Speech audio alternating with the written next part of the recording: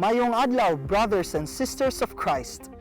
Welcome to our episode of Gaza, 21 historical snippets to 2021.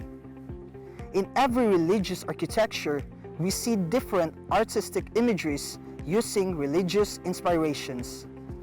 These artistic forms correspond to a particular vocation, evoking and glorifying in faith and adoration, showing the eternal beauty of God.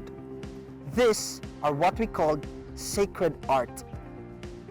For 500 years now and beyond, sacred art forms a vital part of the Church, which continues to serve only one purpose: to know Him and adore Him. As we patiently wait for the celebration of the 500th anniversary of Christianity next year, 2021, join me as I take you on a digital trip featuring 21 historical churches, museums, and cemeteries here in the beautiful island of Cebu. And let's take a closer look at these sacred arts and understand its meaning and purpose. And don't forget to like and follow the official page of the Archdiocese of Cebu for the 500 years of Christianity and the CSR page of Smart Communications Incorporated, Smart Communities in Facebook, Instagram, and Twitter. I'm Brother Fares, aka Brother Lacuachero. Tana, ubanta!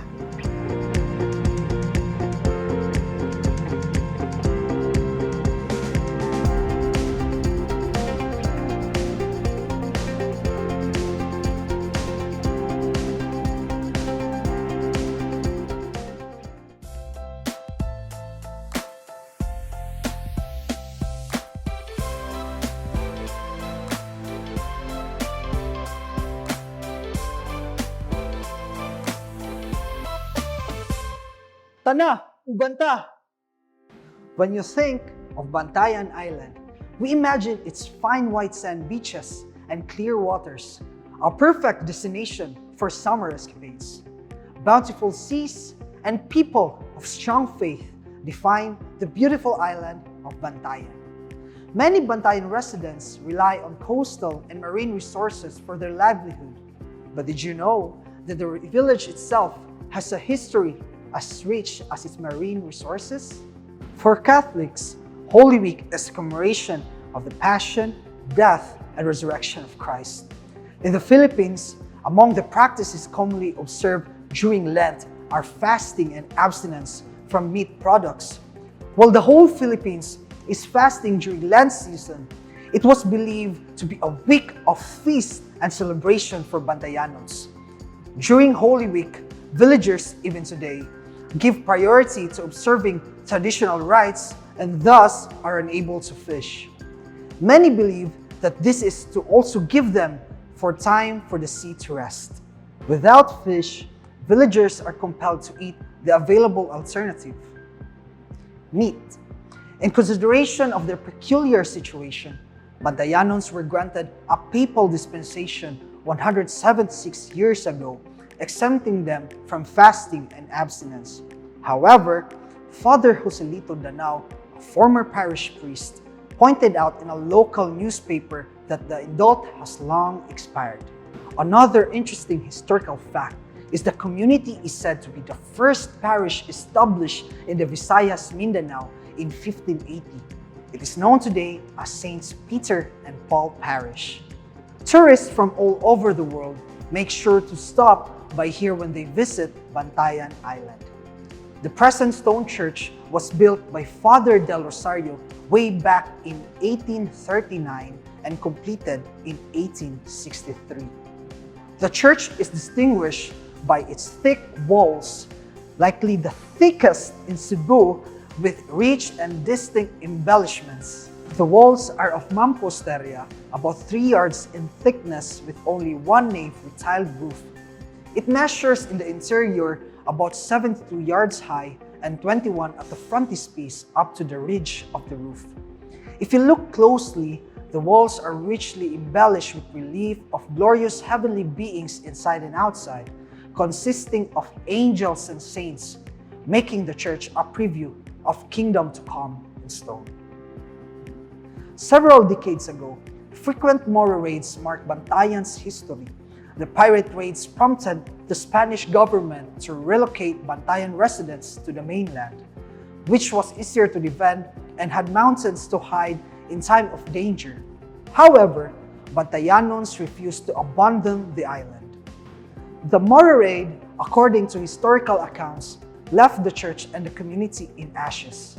When Father Doroteo Andrada del Rosario was assigned to administer the parish in the year 1834, he built a church in 1839 and completed it in 1863.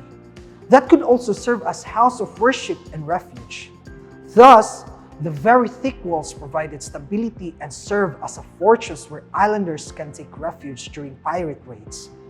Although already less frequent, there were still pirate raids when the church was built. The retablo, a decorative screen behind the altar table, is another treasure of the parish. On top is the life-size statue of Saint Peter.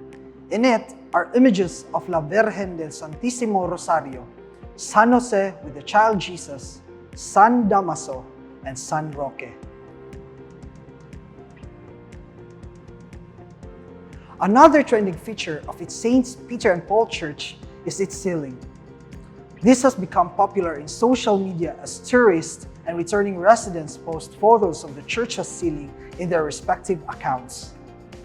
In 2018, under the proficient leadership of Father Joselito Joy Danao, the then bare ceiling was transformed into a visual biblical spectacle with Dibojo sa Kisame, which tells the story of the creation, fall of man, and redemption. It also weaves the story of how the church, the local community, and a group of talented artists came together to commence a momentous project. Interesting, isn't it? When travel restrictions will be relaxed soon, make sure to visit the historic church in Bantayan and see for yourself its beautiful and distinct architecture integrated with sacred arts. And don't forget to take photos. Thank you very much for joining me in today's first digital trip featuring the Saints Peter and Paul Parish Church in Bantayan. And before you go, make sure to download the Panaw sa Pagtuo mobile app, both available in iOS and Android. This is a component of the traveling exhibit project by the Archdiocese of Cebu's Commission for the Cultural Heritage of the Church, Smart Communications Incorporated, and Inupub Media, titled Panaw sa Pagtuo, The Journey of Faith at the 500 Years of Christianity. Thank you very much, and let's hashtag Travel Smart very soon.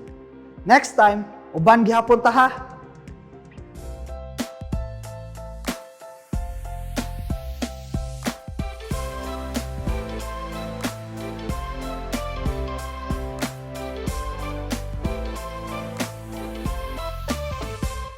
Tana, uban ta!